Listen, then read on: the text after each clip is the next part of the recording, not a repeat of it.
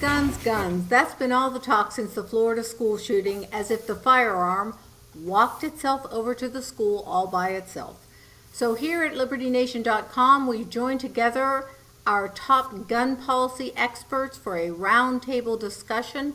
I'm Lisa K. Donner. With me is my better half, Tim Donner, and Scott Cosenza, our legal affairs editor. Scott, I'll start with you. Are we really looking at some serious gun grabber legislation as a result of this school shooting?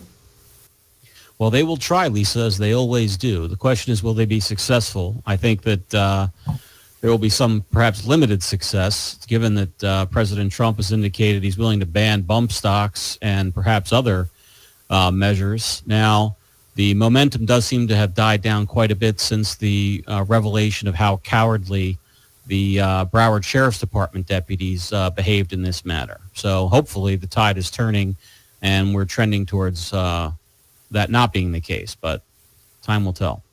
Now, Tim, I've been seeing a lot more talk lately of what I've been personally advocating for years, and that is to allow concealed carry holders in schools. Do you think this idea is finally gaining some traction? Well, one of the things that President Trump pointed out in his remarks in his open meeting last week, and rightfully so, is that gun-free school zones are a disaster. You might as well put a bullseye on the entrance to the school, because simple logic dictates that if it's a gun-free zone, that someone that goes in there with it illegally is going to have the run of the place, and there'll be no one to stop them. I think the question, Lisa, is whether you go more with the president's plan, which would call for those who already have concealed carry permits, which are difficult to get, and thus require a certain amount of training, that those who already have concealed carry permits would be permitted to extend that privilege into schools. Or the idea of Florida Governor Rick Scott, who openly disagreed with the president in a respectful way, saying he prefers the idea of armed security guards in schools. Either way, the president really took the bull by the horns and said, let's get rid of these ridiculous gun-free school zones and let's allow the schools to harden up and no longer become soft targets. And once again, the president has said things that other politicians seem afraid to say. He has tread where others have refused to tread. Now, Scott, on your podcast this week, you actually had an officer who was on the scene at the school shooting in Florida. And I was surprised to hear him say that he was for concealed carry permit holders to be permitted in schools. What did you think?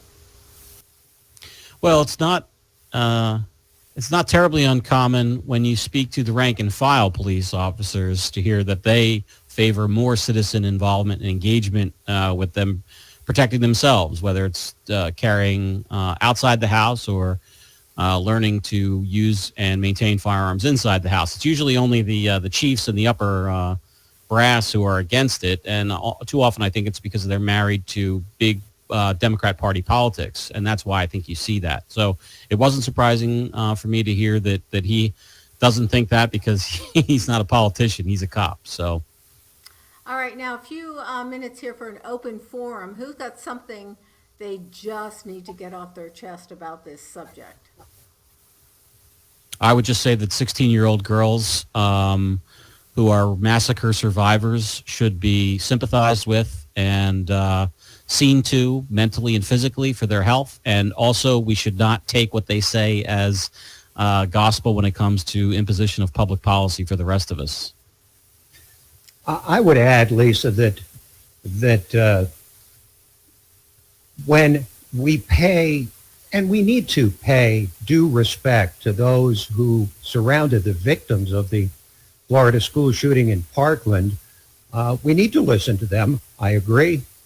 But we don't make policy based on the emotional response of victims any more than we set policies on how to prevent rape by simply listening to those who have been raped. It's a very different thing.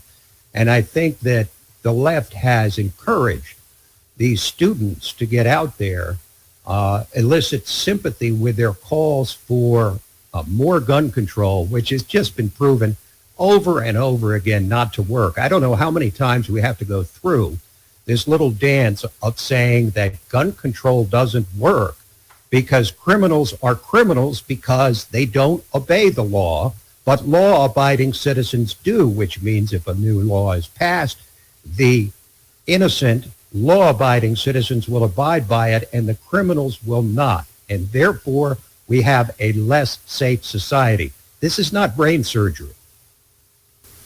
I felt for years that some training should be given to school administrators, principals. I think the more concealed carry people you have in the public schools, the better off you are. I think if a prospective shooter doesn't know who's coming down the hall with a gun, they're less likely to walk into a school. And as we know, these high schools are large campuses. One officer is not going to do it, right, Scott? Well, yeah, especially even a diligent one could be off in the bathroom or taking a lunch break, to be sure. So I think that the idea that there's going to be a cop around to protect us in all instances is not true in this case and in others, and we would do well to learn to defend ourselves to the extent possible. All right, thank you all for joining me today on this special roundtable edition of LNTV. Please hit LibertyNation.com for our 6-part series written by James Fike called Good Guy with a Gun.